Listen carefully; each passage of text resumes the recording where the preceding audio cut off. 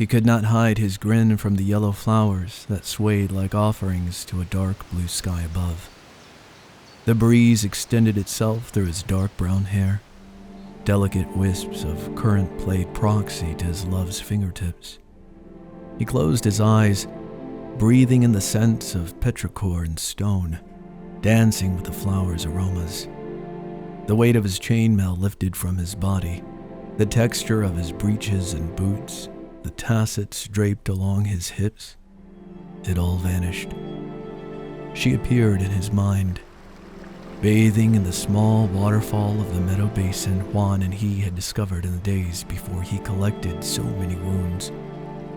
Her long, straight, black hair draped just above the curve of her lower back, a single bead of water trailing off the strands and onto her skin.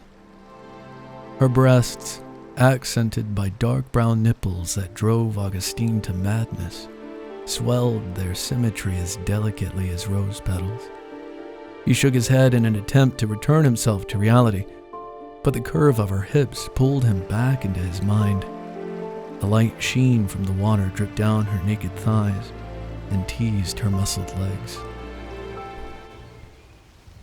He forced his eyes open in time to see lightning run its tendrils along the horizon, miles from his love-induced delirium. His slim sense of sovereignty, a reluctant repose from the shameless erotic spell she had cast in his head, seemed to remind him of his current surroundings. The blossoms shimmered with another cascade of sweet aromas in the air. Augustine reached into his leather satchel and produced his notes. He pulled his quill from the small pocket on the strap of his bag, dipped it into the brass inkwell, courtesy of Juan, and wrote in his notes, El Valle de la Flor Perdida. He contemplated writing another verse about her. He had written several, but resigned to keep the latest verse to himself. He was, by all accounts of his past girlfriends and former fiancée, a romantic. The sort of romantic that chased myths and monsters, not to slay them, but to merely glimpse the possibilities they hid in lost caverns and rumored gateways to heaven.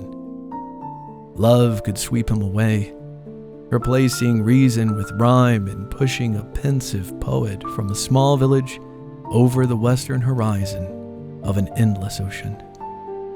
He tucked the quill back into his strap and returned to the trampled path that led back to the tercio. Madness, he whispered to the trees, insatiable. He spoke to the sedges that swayed with him. A need, she does this to me, in such a way, to hold my soul with a guise only a goddess may convey. He swished through the grasses, pausing with his seishuras to keep time with his steps.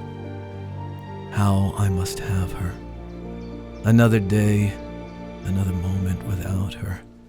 I die. I die and yet haunt this world, a vessel, waiting for her kiss to feel alive once again. I am a man with purpose in her. She is all that I was born for, live for, die for.